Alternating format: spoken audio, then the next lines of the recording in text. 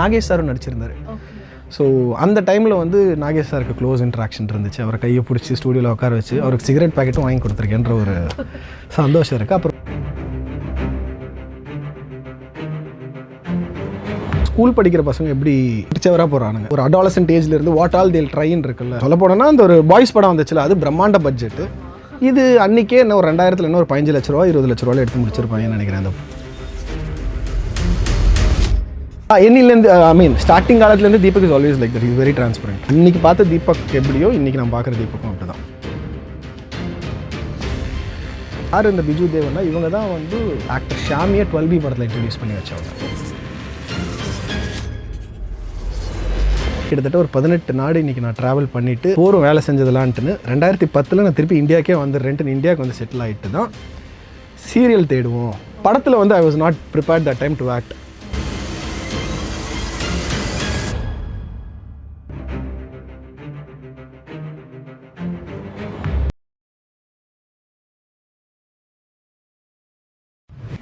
MGR TV cinema நேயர்கள் அனைவருக்கும் வணக்கம். நான் சுகன்யா அவங்களோட இணையிறது. இன்னைக்கு நம்மளோட வந்து ஆக்டர் ஈஸ்வர் இருக்காரு. அவரை வெல்கம் பண்ணிடலாம். Welcome to the show. வணக்கம். எப்படி இருக்கீங்க? நல்லா இருக்கேன். நீங்கள் எப்படி இருக்கீங்க? நல்லா இருக்கேன். சால்ட் அண்ட் பெப்பர் லுக்கில் அப்படியே மினி தலை மாதிரி இருக்கீங்களே, எப்படி? ஐயோ ரொம்ப தேங்க்ஸ். லாஸ்ட் 2 இயர்ஸ் அப்படி தான் இருந்துகிட்டு இருக்கிறேன். அப்படியா? ஸோ இது பிளான் பண்ணி வச்சதா இல்லை அப்படியே ஆட்டோமேட்டிக்? பிளான்லாம் இல்லை, இது ரொம்ப வருஷமாகவே, கிட்டத்தட்ட ஒரு 10 வருஷமாகவே நரைச்சி முடி இருக்குது. ஓகே. ஒரு நாள் ஊரை ஏமாற்றிக்கிட்டு இருந்தேன், அது கருப்பாயிடுச்சு. ஸோ இப்போ 2 இயர்ஸாக இப்போ இப்படி பண்ணலாமே அப்படின்றது. மோரோவர் நான் இப்போ லீடாகவும் நடிக்கிறது இல்லை, ஸோ கேரக்டர்ஸ் மட்டும் பண்ணுறதுனால. So I thought okay I'll be in this getup. Okay. Cine ஃபீல்டில் நீங்கள் ஒரு 15 இயர்ஸாக இருக்கீங்கல்ல? சீரியலில் எஸ், பட் ஃபர்ஸ்ட் நடிச்சதுன்னு பார்த்தீங்கன்னாக்கா 2001 1999 தான் நான் ஃபர்ஸ்ட் கேமரா முன்னாடி இருந்தது. சூப்பர். ஏர்லி ஸ்டேஜ் பார்ப்போம். நீங்கள் வந்து இலசு புதுசு ரவுஸ்ன்னு ஒரு படத்தில் நடிச்சிங்க. அதில் வடிவேலோட காம்பினேஷன் நீங்கள் வந்து பண்ணியிருப்பீங்க. வடிவேல் சார் பற்றி சொல்லுங்கள் எங்களுக்காக. சரி, அன்னைக்கு வடிவேல் சார் பற்றி நான் சொல்லி தான் மற்றவங்களுக்கு தெரியணும். இல்லை, அந்த ஏர்லியர் பீரியடில் வந்து அன்றைக்குமே அவர் பீக்கில் தான் இருந்தார். ஓ okay. 2001 was that, yeah, 2001 or 2 was that movie, and that was என்ன சொல்கிறது, ஒரு ஃபர்ஸ்ட் மூவி கேமரா முன்னாடி நிற்கிறது. ஏன்னா அதுக்கு முன்னாடிலாம் ஒரு சின்ன ஒரு 2-3 ஆட்ஸ் தான் பண்ணேன். பட் இதில் வந்து ஒரு த்ரூ அவுட் கேரக்டர். ஏன்னா ஒரு 3 பசங்க கதை தான் அதில். ஸோ அந்த 3 பசங்க ஒரு ஸ்கூல் படிக்கிற பசங்க எப்படி குட்டிச்சவராக போகிறானுங்க, ஒரு அடாலசன்ட் ஏஜ்லேருந்து வாட் ஆல் தேல் ட்ரைன்னு இருக்குல்ல. ஸோ அதில் வந்து எங்களோட strict head master will be Vadivelu sir. Okay. So ஸ்ட்ரிக்டா படத்தில் ஸ்ட்ரிக்டான ஒரு டபுள் ஆக்ஷன். ஸோ ஹெட் மாஸ்டரையே நாங்கள் கடத்தி இந்த டபுள் ஆக்ஷனில் இருக்கிற வடிவேலு சார் யாருன்னு பார்த்தா ஒரு பாம்பாட்டியாக இருப்பார். ஸோ அந்த பாம்பாட்டியை கூட்டிகிட்டு வந்து ஸ்கூலில் ஹெட் மாஸ்டராக நாங்கள் உட்கார வைப்போம். ஸோ அதான் அந்த ஒரு 10ஆம் கிளாஸ் 12ஆம் கிளாஸில் பசங்க என்னெல்லாம் பண்ணக்கூடாதோ நாங்கள் அதெல்லாம் பண்ணி, சொல்ல போனோன்னா அந்த ஒரு பாய்ஸ் படம் வந்துச்சுல, அது பிரம்மாண்ட பட்ஜெட். இது அன்னைக்கே இன்னும் ஒரு 2000 இன்னும் ஒரு 15 லட்ச ரூபா 20 லட்ச ரூபாயில் எடுத்து முடிச்சிருப்பாங்கன்னு நினைக்கிறேன் அந்த படத்தை. அவர் செட்டில் எப்படி கலகலன்னு தான் இருப்பாரா இல்லை எப்படி? நாங்கள் பார்த்த வரைக்கும் அவர் கலகலம் தான் இருந்தார். உங்ககிட்டயுமே அப்படிதான் இருப்பார், அந்த கம்ஃபர்ட் ஜோனில் தான் இருப்பார் அப்படின்ட்டுலாம் நாங்கள் அன்னைக்கு அந்த அளவுக்கு வந்து ஒரு பெரிய ஒரு இன்ட்ராக்ஷன் அப்படிலாம் இல்லை. அவர் பாட்டுக்கு இருந்தார், வருவார், நடிப்பார். எப்போ செட்டில் அந்த யூனிட்டில் இருக்கிற டைமில் அந்த செட்டில் இருக்கும் ஸ்பாட்டில் இருக்கும்போது எஸ் ஹி வாஸ் டாக்கிங். அதை தாண்டி வந்து ஒன்றும் பர்சனல் இன்ட்ராக்ஷன்லாம் அந்த டைமில் இருந்ததில்ல. ஓகே. அதில் தீபக்கும் நடிச்சிருப்பாரு இல்லையா? ஸோ இப்போ பிக் பாஸ் போனார் தீபக், வந்துட்டு கலக்கிட்டு இருந்தார். அவரோட கேரக்டர் பற்றி தான் எல்லாருமே பேசினாங்க. ஒரு ஜென்யூன் பர்சனாக இருக்காரு. த்ரூ அவுட்டாக அந்த சீசன் ஃபுல்லாகவே வந்துட்டு அப்படி தான் இருந்தார், ரொம்ப ஜென்டில்மேன் அப்படின்னு சொல்கிறாங்க. அப்போவே நீங்கள் அவரை பார்த்துருக்கீங்க. அவர் கூட இருக்கக்கூடிய தீபக்கும் is like almost 24 years of friendship. வயசில் வந்து என்னோட தீபக் பெரியவன் தான், பட் ஆல்மோஸ்ட் 24, 2000லேருந்து இந்த படத்தினால தான் நாங்களுமே ஃப்ரெண்ட்ஸ் ஆனோம். ஸோ 2001ன்னு வச்சுங்களேன், 2001ல் ஷூட்டிங் ஆரம்பிச்சது. So 24 years of friendship we have travelled. தீபக்கு அது ஒரு என்ட்ரி ஸ்டேஜ். அப்போ தான் வந்து he was with Raj TV உஷார் மாக்கான்னு சொல்லிட்டு ஒரு கேண்டிட் ஷோ ஒன்று நடக்கும். So he was just an anchor. Apart from that 2-3 I think 1 or 2 கீதாஞ்சலின்னு ஏதோ சீரியல்லாம் சன் டிவியில் வாஸ் ஆக்டிங். ஸோ அப்போ ஹி காட் திஸ் படம் offer and he did that. நான் இந்த படம் முடிச்சுட்டு ஃபாலோட் பை ஒரு 2-3 படம் முடிச்சுட்டு I went on to Singapore to do my studies and work.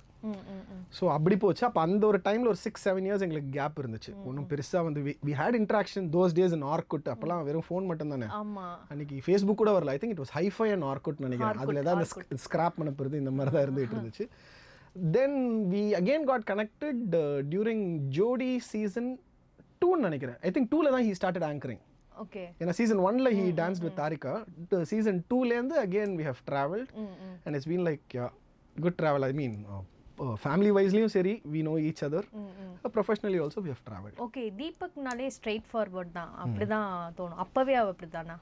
என்னிலேருந்து I mean starting காலத்துலேருந்து Deepak is always like that, is very transparent. அப்படிதான் அப்ப இருந்தே இப்படிதான் இருக்காரு. I have not seen any ஒரு ஆட்டிடியூட் சேஞ்சுலாம் நான் பார்த்ததே இல்லை.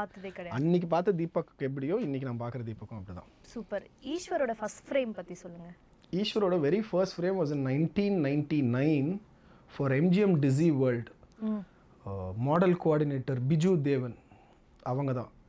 அவங்கள்ட்ட தான் போயிட்டு ஃபோட்டோஸ்லாம் கொடுத்து பண்ணி அதில் போயிட்டு அந்த என்ன சொல்கிறது, ஒரு நைட் ஷூட்டிங் 750 ரூபா 800 ரூபா சம்பளம், செக் தான் இன்றைக்கி வந்துச்சு. ஐ ஸ்டில் ரிமெம்பர் 800 ருபீஸ் சம்பளம், நைட் ஷூட்டிங். MGM டிசி வேர்ல்டில் வந்து இந்த ஸ்னோ ஃபால் மாதிரி தே hut artificially created something. So அது இருந்துச்சு. அதில் வந்துட்டு கேமராவை பார்த்துட்டு இப்படி அந்த ஐஸை தூக்கி அப்படி அந்த டுவர்ட்ஸ் த லென்ஸில் அப்படி போயிட்டு போடணும். So that was a very first frame. ஓ, எப்படி இருந்துச்சு அந்த அனுபவம்?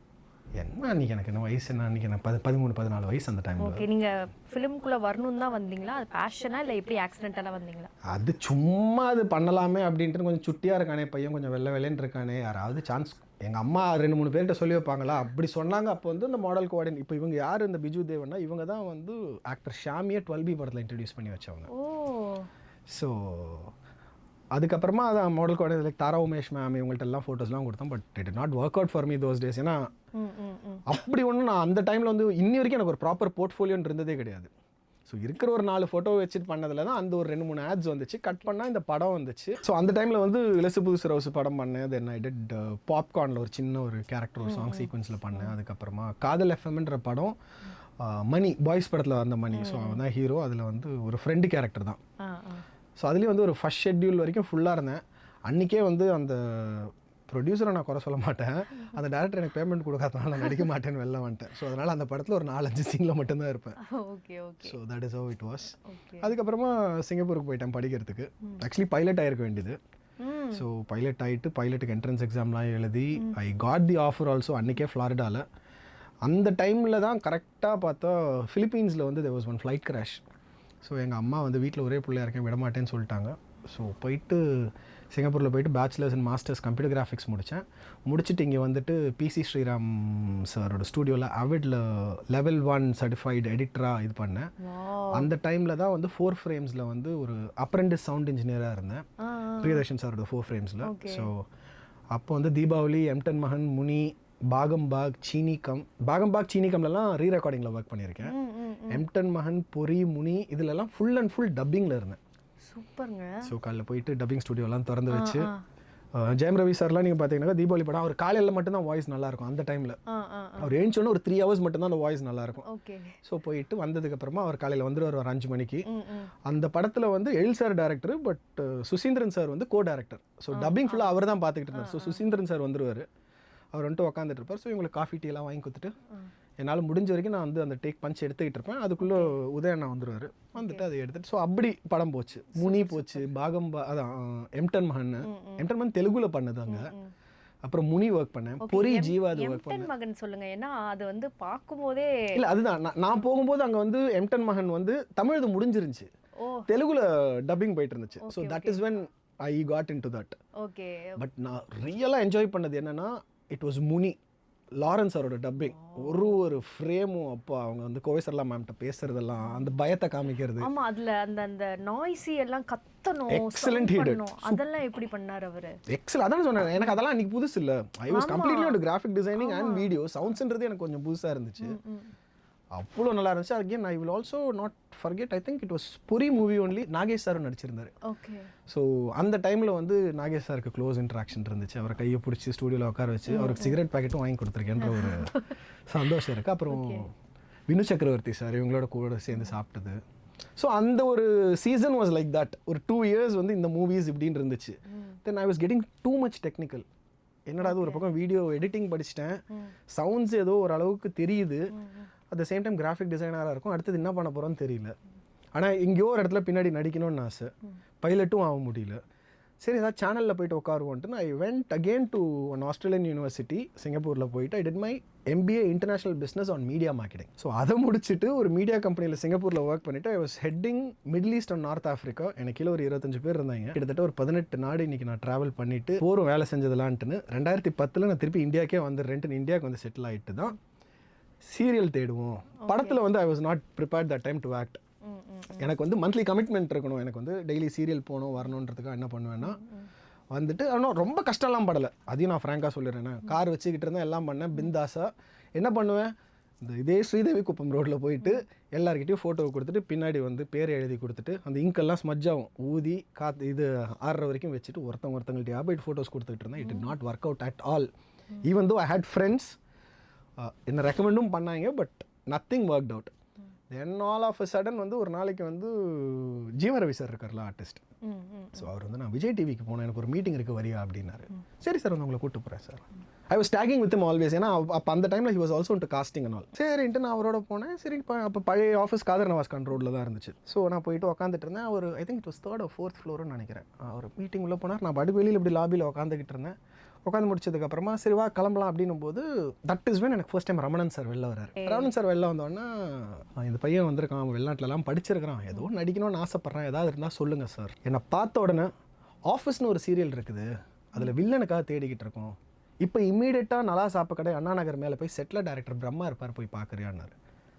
தட் வாஸ் தி ஆக்சிடென்டல் ஆக்டராக நான் மாறினதுக்கு காரணம் தட் பர்டிகுலர் லைன். ஸோ இதெல்லாம் சாயந்தரம் ஒரு 6:45 7 நடக்குது. ஒரு 8-8:15 நான் வந்து அண்ணா நகர் போகிறேன். முடிச்சுட்டு போயிட்டு அப்போ தான் கார்த்தி இருக்கான், விஷ்ணு, இவங்க எல்லோரும் இருக்காங்க. ஸோ இது லைக் போனேன், எங்கள் காஸ்டியூம் நான் இந்த மாதிரி ஜீன்ஸ் டிஷர்ட்டில் தான் போயிருந்தேன். So I think it was Vishnu ஷர்ட்டோ டையோ தான் நினைக்கிறேன். அதை மட்டும் போட்டுட்டு போயிட்டு நின்னேன். ஒரு 4-5 ஃபோட்டோ எடுக்க சொன்னாங்க, எடுத்து முடிச்சுட்டு அவ்வளோதான், முடிஞ்சு போச்சு. ஒரு 4 நாள் ஆச்சு, 5 நாள் ஆச்சு, ஒரு காலும் வரல. இட்ஸ் ஓகே ஃபைன், இதுவும் இல்லை, லெட்ஸ் ட்ரைன்ட்டுன்னு. வலசர் வாக்கத்தில் ஏதோ ஒரு படம் ஆடிஷன் நினைக்கிறேன், அதுக்கு உட்காந்துக்கிட்டு இருக்கிறேன். ஒரு ஃபோன் வருது, இமீடியட்டாக கிளம்பி வாங்க. விஜய் டிவி எப்பவுமே லாஸ்ட் மூமெண்ட் தானே, இமீடியட்டாக கிளம்பி வாங்கணும். சார் எதுவுமே இல்லை, ரெடி ஆகல, எதுவும் நீங்கள் பரவாயில்ல வாங்க. சரின்ட்டுன்னு போனேன். போனதுக்கப்புறமா கேமரா வச்சுருந்தாங்க, ட்ராலி போட்டிருந்தாங்க, ஒரு மாஸ்டர் ஷாட்டு. நான் வந்து மெயின் என்ட்ரன்ஸ்லேயே நடந்து வரணும். வந்ததுக்கப்புறமா வந்து hi this is Gautham Victor, Susan's ex husband, இதுதான் டைலாக். வந்து கேமராவை பார்த்துட்டு இதுதான் நான் பேசணும். 18 டேக்கு ஒன்னா நான் நடந்து வரேன், தத்தகா பித்தகா நடந்து வரேன். ஏன்னா அன்னைக்கு தான் 5Dல ஃபர்ஸ்ட் ஷூட் பண்ண ஆரம்பிக்கிறாங்க, அதில் ஃபோக்கஸ் பிடிக்கவும் முடியாது.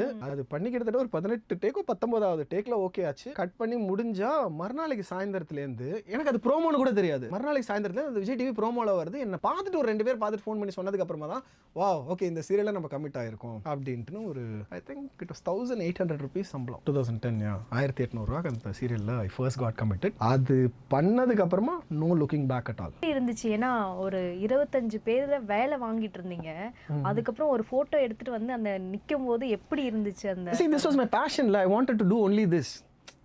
either you become an artist or you become a pilot. இந்த மாதிரி 2 கான்ட்ராஸ்ட்ல இருக்கிற பேஷன் எவனுக்குமே இருக்காது, என்ன மாதிரி பைத்தியக்காரனுக்கு தான் இருக்கும். ஒன்னா பைலட் ஆகணும் இல்லை ஆக்டர் ஆகணும், இதுதான். ஒர்க் பண்ண என்ஜாய் பண்ண what ever it is okay. But at least when I came here I had that savings to at least you know like கிட்டத்தட்ட ஒரு 8-9 மாதம் ஆல்மோஸ்ட் 9 மாதம் ட்ரை பண்ணியிருப்பேன். கிடைக்கும்ன்றது அந்த ஒரு ரமணன் சாரை பார்த்து தான் கிடைக்கணும். Ramanan sir, Brahma sir and Jeeva Ravi sir, இந்த 3 பேர் அந்த காதர் நவாஸ்கான் ரோடு பழைய விஜய் டிவி ஆஃபீஸ் பில்டிங், இது 4 எனக்கு அந்த டைமில் கரெக்டாக சிங்க் ஆச்சு. And there was no looking back. அதுக்கப்புறமா இட் வாஸ் ஜி, அதுக்கப்புறமா it was Sun, Zee, Jaya, அதான் சொல்கிறேன்ல, எல்லாம் ஆல்மோஸ்ட் எல்லா சேனல்லையுமே நடிச்சாச்சு எக்ஸப்ட் இந்த டிஸ்கவரி, நேஷ்னல் ஜியோகிராஃபிக்கு, நியூஸ் சேனல்ஸ்லையும் நிறையா வந்தாச்சு. So my name is always been there on TVs. So office பற்றி சொல்லுங்கள். ஏன்னா கார்த்திக், விஷ்ணு அந்த டீம் பற்றி சொல்லுங்கள். ஏன்னா அப்போ அந்த டைமில் வந்துட்டு ஒரு யங் டீம் வந்து இறங்குறாங்க. அவங்க வந்து எனக்கு வந்து எப்படின்னா நடிப்புன்னு பார்த்து கேமரா முன்னாடி பார்த்தா அவங்களுக்கு முன்னாடி நான் தான் வந்து senior. But the thing is like அவனுங்க ஆனால் லைம் லைட்டில் இருந்த பசங்க அப்போ. அண்ட் ஒன்றும் பெரிய ஒரு ஜெல்லெல்லாம் இருக்குல்ல. என்னோட நிறையா வந்து நான் ஜெல் ஆனதெல்லாம் பார்த்தா அழகப்பனோட, புலியோட, டேவிட் சாரோட. So these 2 guys were already as a hero. இதுக்கு முன்னாடி வந்து அந்த காலங்கள்லாம் பண்ணதுனால ஸோ இருந்துச்சு ஓரளவுக்கு. அண்ட் சூசன் எனக்கு முன்னாடியிலேருந்தே தெரியும், கொஞ்சம் பார்ட்டிஸ்லலாம் நான் முன்னாடியே மீட் பண்ணியிருக்கேன். So I know Susan very well. And அதுக்கப்புறமா வந்து ஸ்ருதி, ஸ்ருதியோட அதுக்கப்புறமா I have acted with her. Okay. So அந்த மாதிரி தான் இருந்துச்சே தவிர நாட் as லைக் அப்படி ஜெல் ஆகிட்டு டெய்லி வெளில போகிறது அந்த மாதிரி எதுவுமே இருக்கு. ஓகே. அப்போ கார்த்திக் வந்து பயங்கர ஒரு கிரேஸ் இருந்துச்சு இல்லையா? ஏன்னா நிறைய ஃபேன் ஃபாலோவர்ஸ் இருந்தாங்க. கார்த்தினாலே வந்துட்டு வேற லெவலில் இருக்காரு அப்படி இப்படின்னு சொல்லுவாங்க. அந்த ரேப் உங்க அந்த ஃப்ரேமில் வந்து வரும்போது உங்களுக்கான ரேப்போ எப்படி இருந்துச்சு? ஏன்னா நீங்கள் வந்து வில்லன், அதில் நான் ஃபுல்லாகவே வில்லனாக தான் இருந்தேன். So the rapport will be always a hero villain. So அப்படிதான் இருந்துச்சு. அண்ட் நான் ஒரு வாட்டியும் போயிட்டு சூசனை கலாய்க்கிறது, like trying to hit on her. ஸோ இந்த மாதிரி தான் இருந்துச்சு. இந்த பிக் பாஸ் வந்து நீங்க போவீங்களா?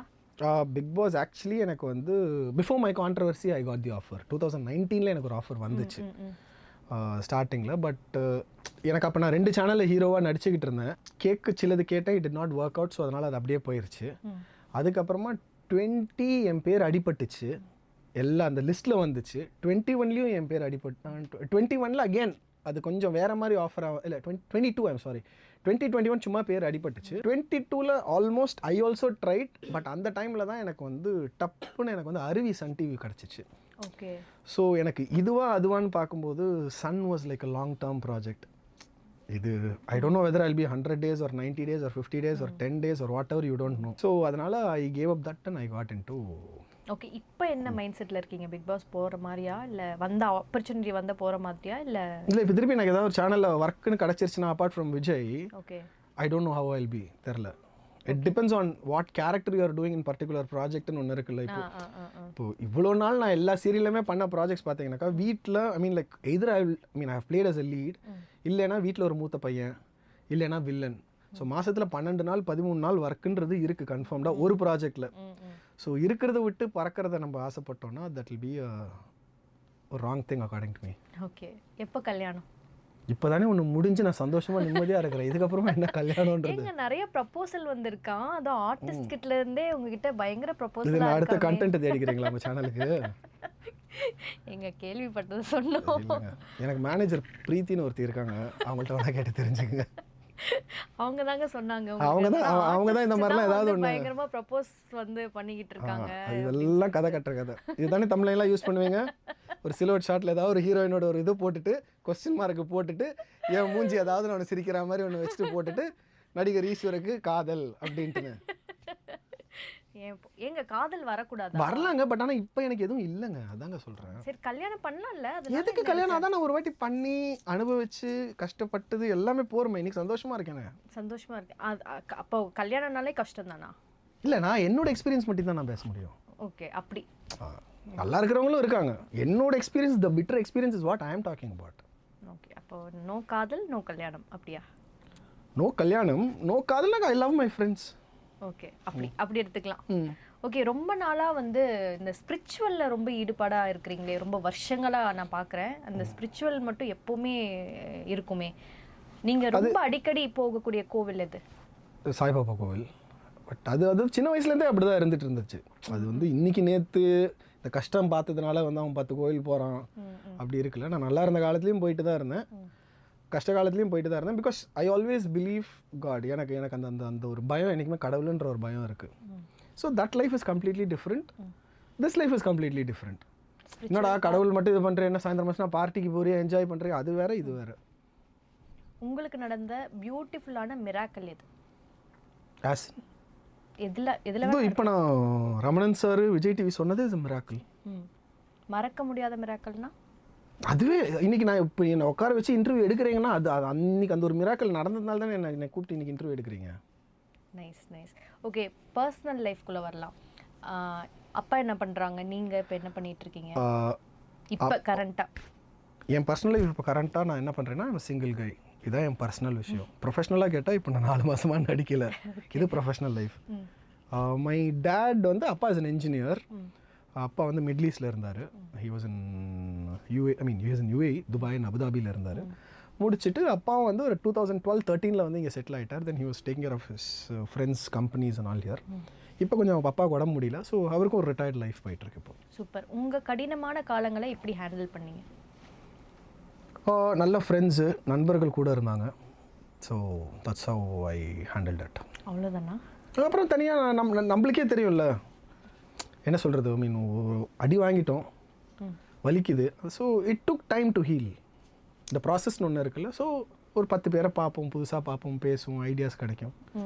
So that's how I. Okay, நம்மளோட லைஃப்பில் பொதுவாக நம்ம இந்த நெகட்டிவிட்டின்னு எல்லாருமே சொல்கிறாங்களே, அதை எப்படி ஓவர் கம் பண்ணலாம்?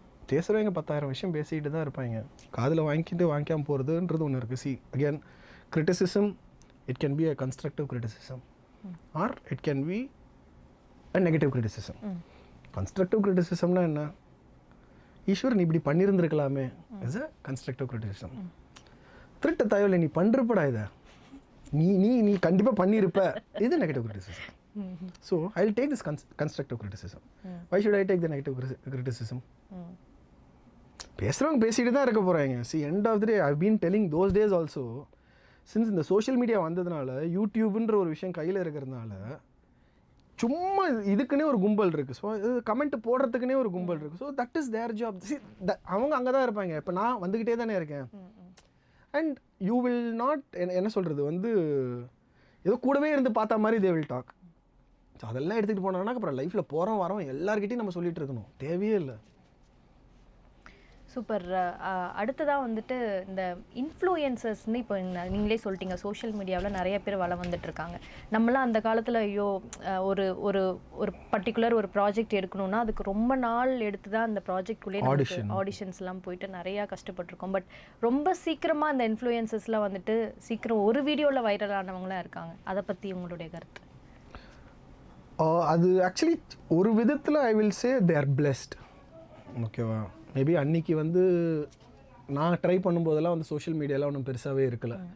இன்றைக்கி யூ ஹாவ் பிளாட்ஃபார்ம்ஸ், இன்ஸ்டாவாக இருக்கட்டும், ஃபேஸ்புக்காக இருக்கட்டும், so many things are there and people are following. And one more thing, even அன்றைக்கி வந்து டேலண்ட் பேஸ் பண்ணி தான் ஆர்டிஸ்ட் எடுத்துகிட்டு இருந்தாங்க. இன்றைக்கி உனக்கு எவ்வளோ ஃபேன் ஃபாலோவர்ஸ் இருக்காங்க சோஷியல் மீடியாவில். ஸோ நீ இந்த பர்டிகுலர் ப்ராஜெக்டில் நடித்தா, ஸோ இப்போ உனக்கு வந்து ஒரு ஒரு 300K ஃபாலோவர்ஸ் இருக்காங்கன்னா அதில் அட்லீஸ்ட் 1,00,000 பேர் பார்க்க மாட்டானா, 100K பார்க்க மாட்டாங்களா? So that is how peoples thinking are. And அந்த influencers getting into acting, நல்ல ஆக்டர்ஸும் இருக்காங்க, நான் இல்லைன்னு சொல்லலை. But there are people also who cannot act. See, acting in a reel is completely different and acting in front of the camera is different. Serial acting pattern is different. Cinema acting pattern is different. அட்வர்டைஸ்மெண்ட்டில் நடிக்கிறது is different. கண்டிப்பாக. So இப்போ அவங்கள நீங்கள் வந்து இது கூட்டிகிட்டு வந்தீங்கன்னா you have to give them time. And one more thing, இன்றைக்கி நம்ம ஊரில் என்ன ஆகி போச்சுன்னா, being the same industry I'm saying, Tamil ஆர்டிஸ்ட்ன்றதே கம்மியாக போயிட்டாங்க. எல்லோரும் அதர் ஸ்டேட் ஆர்டிஸ்ட் நிறைய பேர் வர ஆரம்பிச்சிட்டாங்க, இன்க்ளூடிங் ஃபார் மேல்ஸ். நான் இப்போ சொல்கிறேன், முன்னாடி அப்படி இருக்கலை. முன்னாடி நான் ஸ்டார்ட் பண்ண காலத்தில் மேபி வெறும் ஹீரோயின் மட்டும்தான். ஓகேப்பா, கர்நாடகாலேருந்தோ இல்லாட்டி ஆந்திராலேருந்தோ இல்லாட்டி கேரளாலேருந்தோ கூட்டிகிட்டு வந்தாங்க. இன்றைக்கி நீங்கள் எடுத்துங்களேன், அப்பா கேரக்டர் எடுத்துங்க, சித்தி கேரக்டர் எடுத்துங்க, சித்தப்பா தம்பி கேரக்டர்லாம் கூட அதர் ஸ்டேட்லேருந்து வருது. ஸோ அப்போ என்ன ஆகுதுன்னா, இங்கே உள்ளே இருக்கிறவனுக்கு வேலை கம்மியாக போயிடுது. Okay. So that is how the competition is. But I'm sorry, I went outside the question. ஆக்டிங்குன்னு பார்த்தீங்கன்னாக்கா அது வந்து சில பேர் நடிக்கிறாங்க, சில பேர் நடிக்க முடியல. ஓகே. ஸோ ஈஸ்வருக்கு வந்து ரொம்ப என்ன சொல்கிறது, இந்த விஷயத்துலேருந்து என்னால் வந்து நான் ரொம்ப கஷ்டப்பட்டேன், இப்போ வரைக்குமே நான் அதில் ஸ்டக்கின் ஆகியிருக்கேன் அப்படின்னா என்ன விஷயம்? இல்லை, ஐவ் ஆல்வேஸ் பீன் ஒரு ஒரு என்ன சொல்கிறது, அது இப்போ வரைக்கும் நான் கஷ்டப்படுறேன் அப்படின்ற விஷயன்றது எதுவுமே கிடையாது. There will always be scars in your body, right? எனக்கு அது இப்படி பார்க்கும்போது தழும்பு இருந்துச்சுன்னா, ஓ ஆமாம் இல்லை, இது ஒரு நாள் அதனால ஆச்சு இல்லை அப்படின்னு நினச்சிட்டு விட்டுறதானே தவிர, ஐயோ என் உடம்புல இங்கே தழும்பு இருக்கேன்னு நினச்சிக்கிட்டு இருந்தேன்னா முடிஞ்சு போச்சு. நீங்களே உடஞ்ச தருணம் ஏதாவது இருக்கா? நிறையா இருக்குது. ஸ்கூல் படிக்கிற காலத்தில் ஃபெயில் ஆன டைமில் இருக்குது, ப்ராஜெக்ட் கிடைக்கலன்னு ஆச்சு, அதுக்கப்புறமா என்னோடய பர்சனல் லைஃப்பில் ஆச்சு, அதுக்கப்புறமா when you lose your loved ones அப்படி ஆச்சு, ஃபேமிலி டெத்தில் இருக்குது, ஃப்ரெண்ட்ஸ் டெத்தில் இருக்குது. இதில் ரொம்ப ஹார்ட் பிரேக்னா லூசிங் யுவர் லவ்ட் ஒன்ஸ். எப்போ அதை ஃபீல் பண்ணீங்க? when somebody is leaving you and going, that is when you will actually feel right. அது வந்து எனக்கு 2017 வந்து எங்கள் தாத்தா 2014 எங்கள் தாத்தா இறந்தும்போது I had feel that. I know என் வாயிலேருந்து நீங்கள் ஏதோ பிடுங்க ட்ரை பண்ணுறீங்க, அது சத்தியமாக நடக்காது. அதனால தான் நானும் தெளிவாக தான் பதில் சொல்லிகிட்டு இருக்கிறேன். 2014 எங்கள் தாத்தா இறந்தது இருக்கட்டும். அதுக்கப்புறமா I lost my other friend in 2019. So those are என் school friend. So those are the days I have felt really miserable. Okay, கடைசியாக நீங்கள் பண்ண ப்ராஜெக்ட் அருவி. அருவிக்கு அப்புறமா அண்ணா பண்ணேன் ஜீல. அண்ணா இப்போ வந்து ஒரு கம்பேக் ப்ராஜெக்ட் கொடுக்கணும் அப்படின்னா இந்த மாதிரியான கேரக்டரை சூஸ் பண்ணி நான் நடிக்கணும்னு எனக்கு ஆசைன்னா என்ன? அது சீரியல் அது you cannot decide like that. சீரியலை பொறுத்த வரைக்கும் யூ கேன் நெவர், இந்த டிஆர்பி இஸ் குட், அந்த குடும்பத்தில் அந்த ட்ராக் நல்லா போகுது அப்படின்னா யூ கேன் டூ இட். உங்களோட கம்ஃபர்ட் ஜோனான character? Any character which has got challenge to it. And if I'm டூயிங்னாக்கா என்னை கூப்பிட்றதும் அப்படி தான் கூப்பிட்றாங்க, நான் குறை சொல்ல மாட்டேன். ஒரு நல்ல கேரக்டராக இருந்தால் தான் கூப்பிட்றாங்க. அது த்ரூ அவுட்டாக இருக்கணும். ப்ளஸ் நம்மளுக்கு சம்பளம்னு ஒன்று இருக்குல்ல. So yeah. ஸோ உங்களுடைய அப்கமிங் ப்ராஜெக்ட்ஸ் எல்லாத்துக்குமே வந்து my best wishes to you. All the very best. இன்னும் வந்துட்டு உங்களோட கெரியர் வந்துட்டு வேறு லெவலில் வந்து இருக்கணும். ஒரு பெரிய சக்ஸஸ் பார்ட்டியில் உங்களை நான் மீட் பண்ணணும்னு நான் விஷ் பண்ணுறேன். கண்டிப்பாக. Thanks for come. Thank you so much. Thanks lot.